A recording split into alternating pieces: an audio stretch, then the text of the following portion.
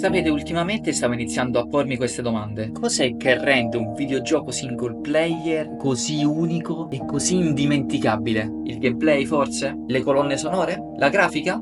Sono sempre parti molto importanti in un videogioco, ma queste da sole non reggono, sono abbastanza nulle. Ed effettivamente la risposta ce l'abbiamo davanti. È la trama. Ma non solo la trama. Il coinvolgimento alla suddetta. Il fatto che tu riesca a immedesimarti nel protagonista, il fatto che tu riesca a provare quelle emozioni, quelle sensazioni, anche se non le hai mai vissute, oppure che hai vissuto in un lontano ricordo, o che stai vivendo tuttora. Questo è quello a cui punta Altyn Den, il gioco a cui dedico questo video. E mi dispiace perché in Italia è molto di nicchia, anche perché è un adattamento in italiano fatto abbastanza bene. Gli devo molto, perché è riuscito a donarmi un'esperienza indimenticabile, e spero di riuscire a trasmettervi le emozioni che ho provato giocandolo. Insomma ragazzi, prima di iniziare il video ci tenevo comunque a scusarmi del fatto che magari il microfono non è il massimo e soprattutto potrei commettere qualche errore, ma è la prima volta che faccio un video del genere o in generale un video e spero che comunque vi possa piacere.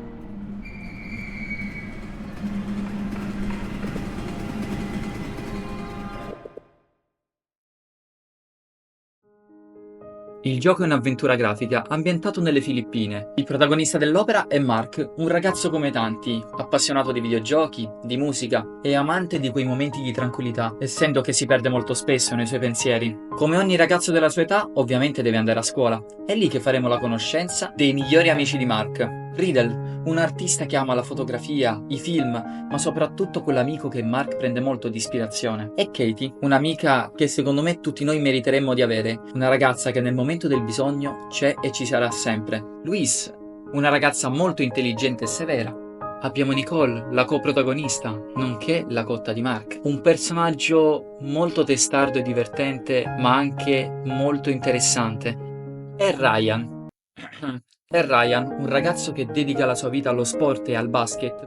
Ovviamente oltre a loro ce ne stanno un sacco di personaggi, ma non sto qui a elencarveli tutti perché sennò il video durerebbe ore. Il gameplay è molto semplice, ci limiteremo a far spostare il protagonista e a leggere i dialoghi, oltre a qualche minigioco messo qua e là, tra l'altro molto belli.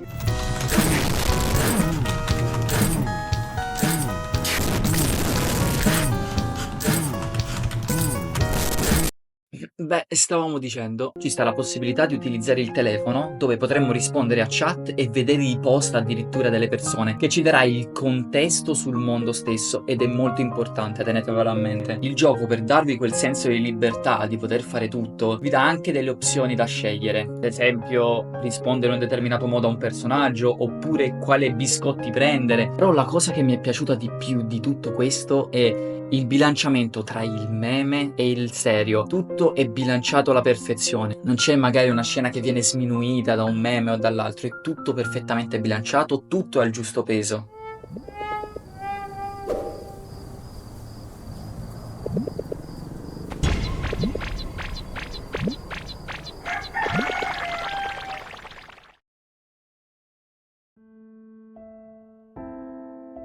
C'è un problema di fondo che il nostro protagonista deve affrontare, ma non solo lui. La popolazione sta cercando da diversi mesi di riprendersi da una catastrofe che loro chiamano cataclisma. Questo cataclisma ha creato distruzione, fame e morti. Come se non bastasse, ultimamente le persone stanno iniziando a scomparire in maniera completamente casuale. Oltre a questo, Mark inizia a capire che i ricordi iniziano ad essere inaffidabili. Ogni tanto hai queste strane sensazioni di déjà vu, molto forti, che non sai più distinguere se questa cosa l'hai effettivamente già vissuta oppure no. Di questa cosa Mark ne parla solo con Louise, dove con lei cercherà di dare un punto e una spiegazione a questi strani avvenimenti. La sensazione che ti dà il gioco con questa trama di fondo è più legata a un effetto Matrix, dove metti in dubbio addirittura la realtà stessa. Ci saranno parecchie domande nel corso della storia a cui noi vorremmo dare una risposta. Cosa sono questi ricordi? Perché le persone effettivamente scompaiono? Come scompaiono? Dove vanno a finire? Per caso tutto questo è correlato al cataclisma? Ma queste sensazioni di déjà vu le sentiamo soltanto noi oppure anche gli altri?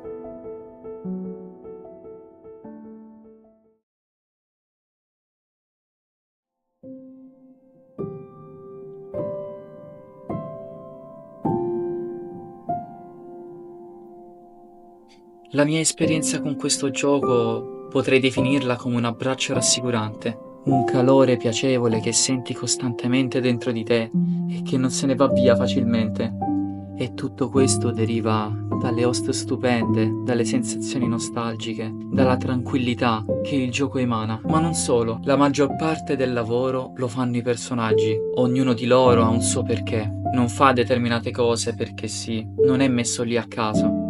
Ognuno di loro ha dei problemi, ha dei pregi e ha delle storie da raccontare che scopriremo man mano che giocheremo la storia. Ogni dialogo è importante e bisogna leggerlo con attenzione, perché all'interno potremo perderci e non cogliere il messaggio che il gioco effettivamente ci vuole dare. Ci pongono davanti una sensazione meravigliosa, ma ci pongono anche una dura e cruda realtà che è difficile da affrontare, ed è questo il vero insegnamento che il gioco ci vuole dare.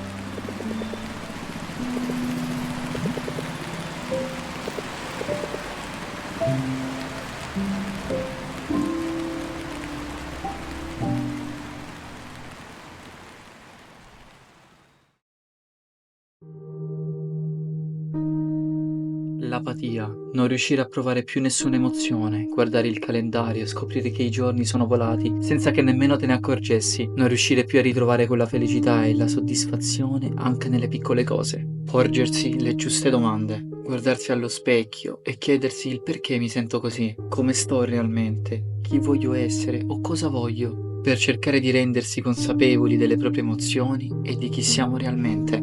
Essere dono. Esserci per qualcuno che merita, mettersi in gioco per aiutare il prossimo, per stare bene con noi stessi. Anche solamente ascoltare può fare la differenza. L'essere grati, accettare e apprezzare realmente le persone che usano il loro tempo per noi, che ci aiutano nei momenti bui della nostra vita o anche per le piccole cose, come un semplice come stai o un semplice ti voglio bene. Godersi il momento. Apprezzare realmente quei momenti che passiamo con qualcuno, perché è inutile vivere pensando al domani o pensando ad un evento che avverrà in futuro, perché poi ci si scorda del vivere il presente e riuscire a perdersi quei momenti che possono divenire indimenticabili. Anestetizzarsi, ignorare la vita reale e rinchiudersi in quei piccoli sfoghi quotidiani che dopo un po' di tempo non riusciranno più ad aiutarci, rendendoli non più godibili e spensierati come lo erano una volta. Mentire a noi stessi. Quando siamo consapevoli delle nostre sofferenze non bisogna ignorare il problema, perché più passa il tempo, più diventa nocivo e difficile da affrontare, perché nel bene o nel male, prima o poi il problema va affrontato. Sapere empatizzare, imparare a mettersi nei panni degli altri, voler riuscire a capire appieno cosa stanno passando e cosa stanno provando. L'accettazione. Accettare il passato, ciò che abbiamo fatto, ciò che siamo, perché se prima non accetti non riuscirai mai a superare e si rimarrà sempre al punto di partenza, senza mai migliorarsi. E chissà quanti altri insegnamenti sono presenti e non sono riuscito a cogliere. Mark è un personaggio a cui tengo particolarmente, perché in lui mi ci sono rivisto. Grazie alla sua stupenda scrittura sono riusciti a mostrarmi un problema che pensavo di aver risolto già da molto tempo. Devo ringraziare Altinden per avermi aperto gli occhi e per avermi regalato un'emozione che non scorderò mai.